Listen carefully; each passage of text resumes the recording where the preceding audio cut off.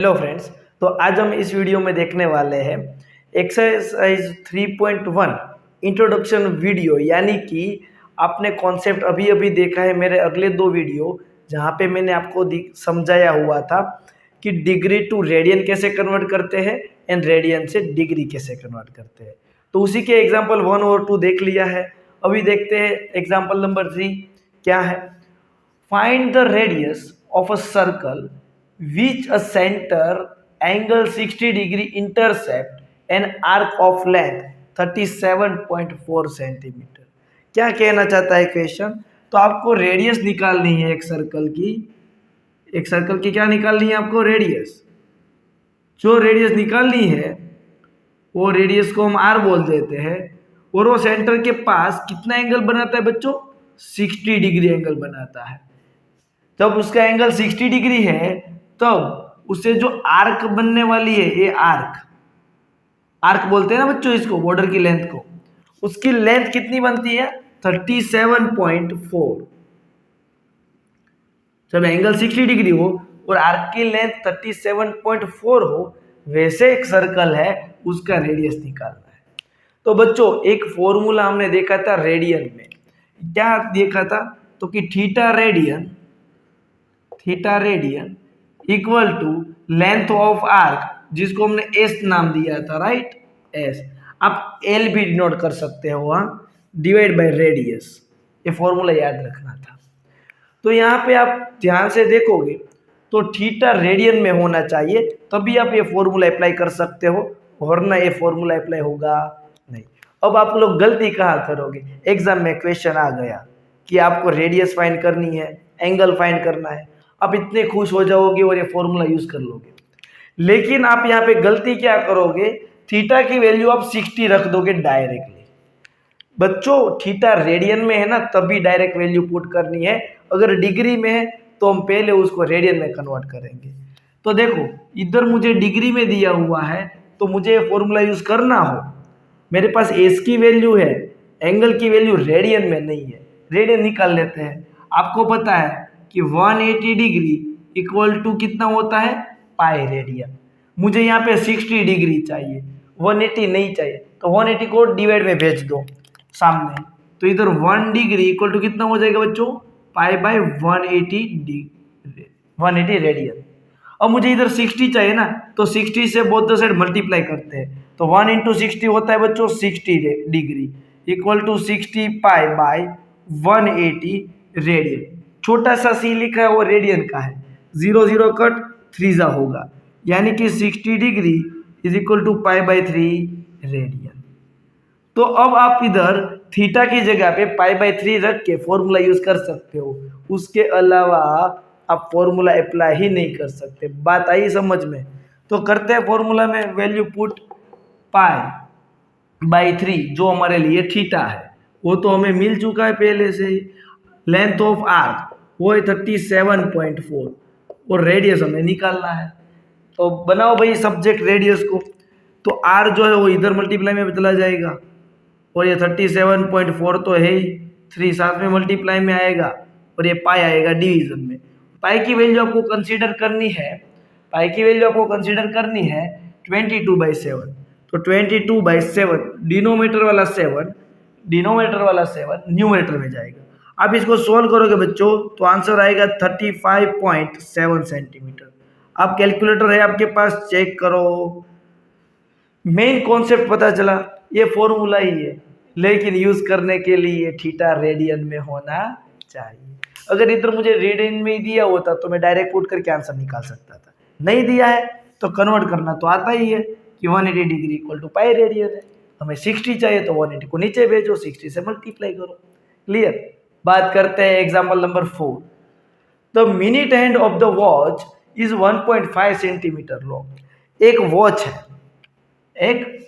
है, उसमें minute hand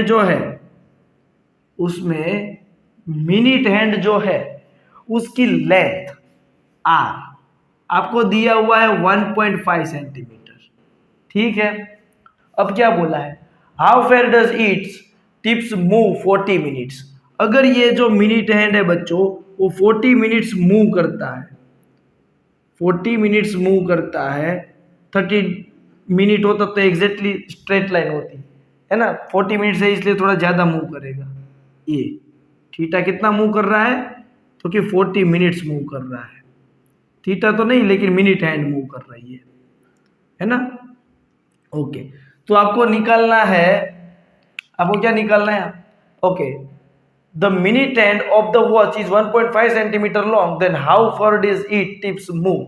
तो कितना मूव कर रहा यहां से यहां तक का, वो आपको 40 मिनट्स में जो मूव करता है उसकी लेंथ एस निकालनी है, कितना लेंथ मूव किया होगा। तो सबसे पहले मेरे पास ये फॉर्मूला है, theta is equal to S by R, लेकिन ये थीटा रेडियन में होना जरूरी है। तो मेरे पास कितनी चीजें हैं देख लेते हैं। सबसे पहले बात करूं मैं रेडियस की, तो मुझे गिवन है, एस तो मुझे फाइंड करना है कितना मूव कराओ, एंड दूसरी बात थीटा मेरे पास नहीं है। तो एक बात बोलूं मैं, अगर हम 60 मिनट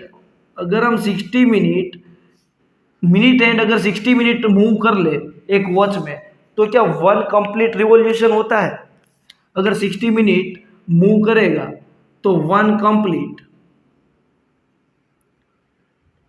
रिवॉल्यूशन होगा, यानी कि 1 कंप्लीट रिवॉल्यूशन करते हो आप, तो 1 कंप्लीट रिवॉल्यूशन करते हो 60 मिनट में, तो वो एंगल कितना बनेगा बच्चों, एक पूरा सर्कल कंप्लीट करने पे 2 पाई जितना बनता है एंगल। पूरा सर्कल कंप्लीट करते हो तो कितना बनता है? 2 पाई। नहीं पता चला, अरे यार 180 डिग्री इक्वल टू कितना होता है?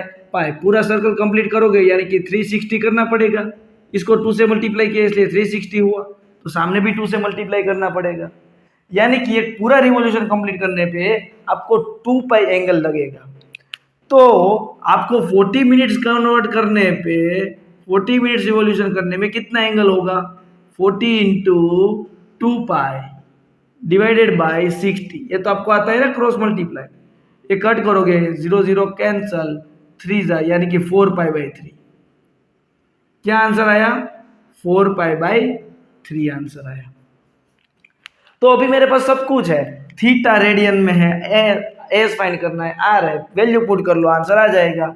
थीटा में मिला 4 पाई बाई 3, एस हमें निकालना है, आर है 1.5। चलो ये मल्टीप्लाई में भेजते हैं, तो एस इक्वल टू ये 4 पाई की वैल्यू रखनी है आपको 3.14, 314 बाई 100, और नीचे तो एक 3 ऑलरेडी था, 1.5 ऊपर मल्टीप्लाई में गया, तो मैं 15/10 लिख सकता हूँ, डेसिमल के बाद 1 डिजिट है तो यस, ये हो जाएगा 5 राइट।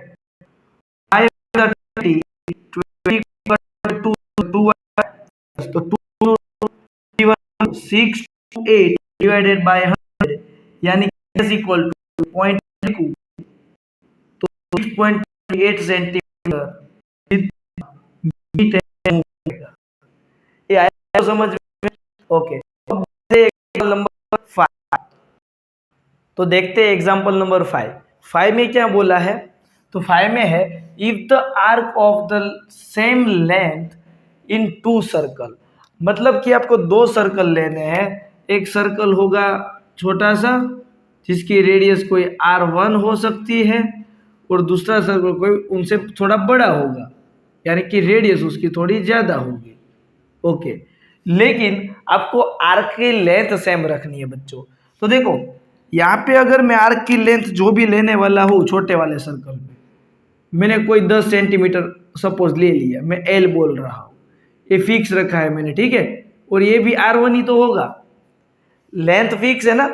देखो ये इतनी लेंथ को मैं उठा के इसमें लेके आऊंगा बड़े वाले सर्कल में, तो वो तो छोटे एंगल में ही कन्वर्ट हो जाएगा, कवर हो जाएगा, सॉरी, मतलब कि ये जो एल स्मॉल सर्कल है उसमें अगर मैं 5 सेंटीमीटर की रस्सी रखूं बॉर्डर पे, तो जो रेडियस के साथ एंगल बनाता है सेम उतनी रस्सी को मैं इस पे रखूंगा, तो इधर कम एंगल बनाएगा, छोटा एंगल बनाएगा। एग्री करते हो आप मेरे साथ? यस। तो मैंने इधर r1 रेडियस को नाम दिया हुआ है, तो उसका जो एंगल होगा वो छोटा होगा या बड़ा होगा? आप सोचिए, लेंथ सेम है, राइट, लेंथ सेम है, तो ये बड़े वाले सर्कल में जल्दी कवर हो जाएगा, एंगल लेस रहेगा, राइट। अगर उसी लेंथ को मैं छोटे सर्कल में लाऊंगा तो रेडियस ज्यादा मूव कर जाएगी, एंगल ज्यादा आ जाएगा। तो इधर मैं θ1 नाम दे देता हूं और उसका एंगल होगा 110 डिग्री। जो ज्यादा एंगल है वो छोटे वाले सर्कल में आएगा। नेक्स्ट थिंग, जो बड़ा सर्कल है वहां पे छोटा एंगल ही आएगा, रेडियस थोड़ा सा ही मूव करे, रेडियस थोड़ा सा ही मूव करे तो सेम आर्क की लेंथ वो कवर हो जाएगी, राइट। अब क्या, at the centre find the ratio of the radius. हमें फाइंड करना है ratio of the radius R1/R2 हमें निकालना है। निकाल लेते हैं बच्चों। तो मेरी बात आप ध्यान से सुनिए, अगर हमें R1/R2 रेडियस निकालनी है तो इधर R1, θ1 और L के बारे में बात करनी है। तो हम एक फॉर्मूला यूज करते हैं, theta is equal to length of arc by radius. लेकिन आपको इधर एक बात ध्यान रखनी है कि ये जो थीटा है वो कंपलसरी रेडियन में होना चाहिए। अगर वो थीटा रेडियन में नहीं है तो आप ये फॉर्मूला यूज ही मत करो, यूज कर ही नहीं सकते। ओके, तो मेरे पास अभी थीटा दोनों डिग्री में है तो मैं उसको रेडियन में कन्वर्ट कर लेता हूँ। कैसे कन्वर्ट करोगे देखो, तो कि मैं बात करूँ तो कि 180 degree equal to pi radian होता है, एग्री करते हो। हमें चाहिए 110 डिग्री, तो मैं इधर 1 डिग्री इक्वल टू 180 को डिवाइड में भेज दूं तो π/180 रेडियन हुआ।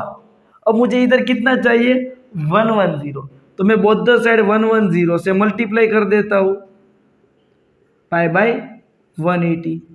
तो मुझे 110 डिग्री के करस्पॉन्डिंग क्या मुझे रेडियन की वैल्यू मिल चुकी है?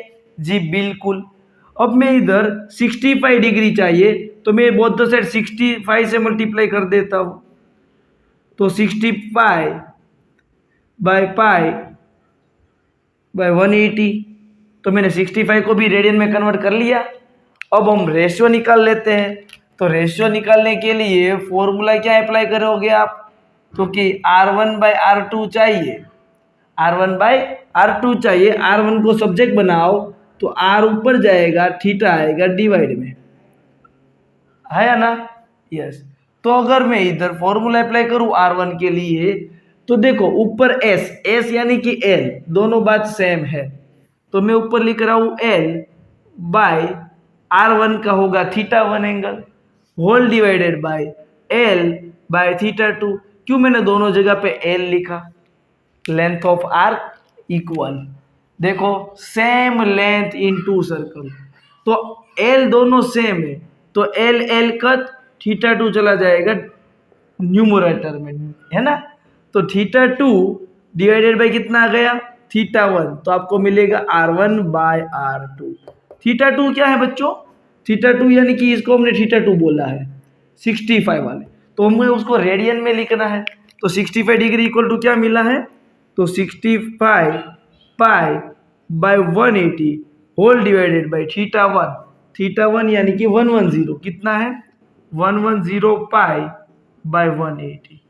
180 कैंसल, पाई कैंसल, 65/110 जब आप कट करोगे तो ये हो जाएगा 22 फाइजा और ये होगा 13 फाइजा, यानी कि 13/22 आपको रेडियस का रेशियो मिल चुका है ना? R1 जो है यहाँ पे R1 वो ग्रेटर है R2 से, देख लो, सॉरी लेस है। रेडियस मैंने छोटी रखी तो एंगल बड़ा हो गया, है ना? ओके, तो ये आंसर है। किसी को इसमें डाउट है तो कमेंट करके पूछ सकते हो। समझ में आया है तो वीडियो को लाइक करो और हम नेक्स्ट वीडियो में देखने वाले हैं एक्सरसाइज 3.1 के न्यूमेरिकल्स। ओके फ्रेंड्स, मिलते हैं नेक्स्ट वीडियो में। अगर इस चैप्टर का प्ले लिस्ट चाहिए इसी वीडियो के डिस्क्रिप्शन पे चले जाओ, वहाँ पे प्ले लिस्ट मिल जाएगा। Thank you friends.